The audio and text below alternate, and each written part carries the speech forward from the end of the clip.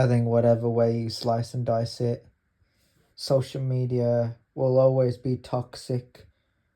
And I think the most cringe things that, like I quoted, witnessing AI generated slop.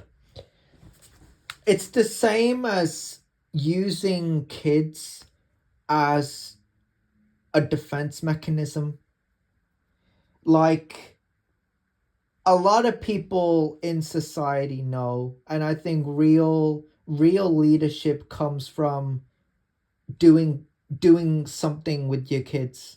Let me if somebody asked me what leadership look like in a household, I think I wouldn't say it comes from talking shit online. I don't think it comes from a man being on a podcast talking about how men build this country. I mean, if a man is gonna have that sort of ideology in him, he's gonna have way more important things to be dealing with, right? So if a guy's sitting there saying, like, working jobs and being committed, and to the struggle, and building whatever it is, then that man that's saying it has to also do it. It's like me, for example. It's like me. I can quote being a leader or leading by example because I know what a field looks like. I've seen the field. Most of these whores in the government don't.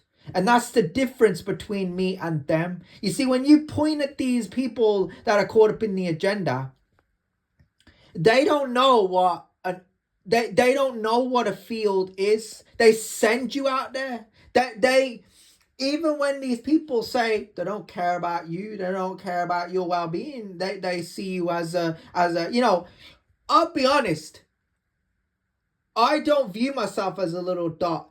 In somebody else's eyes, I'm just a little dot. I'm probably the tiniest dot on a person's board. Whereas with me, I know I have value.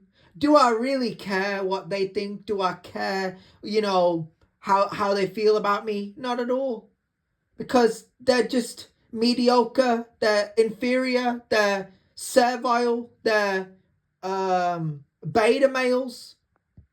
A lot of these guys need to understand that they can either help fix the problem or get the fuck out of the way. Yeah, but they choose to be the problem by saying that, oh, but they build and they lead, and they've been doing it for centuries, and that's all they do, and they work the hard jobs so no one else could. But when people actually come into it and say, we want to do the work too, I don't knock it, because I think a lot of people know, and a lot of people want to have a go. A lot of people want to, you know, they want to be a part of life. Even though I question them sometimes, I'm like, why would you want to join men in war or join men in anything like physical? But it's also because they want feminism, they want equality, they want to be taken seriously, they want to be acknowledged, they want woke and DEI, whatever it is, that's what they want. And I'm pro masculinity. It's generational. It's always been something that confused me, but when I look at it every day, I'm like, I understand a little more about it.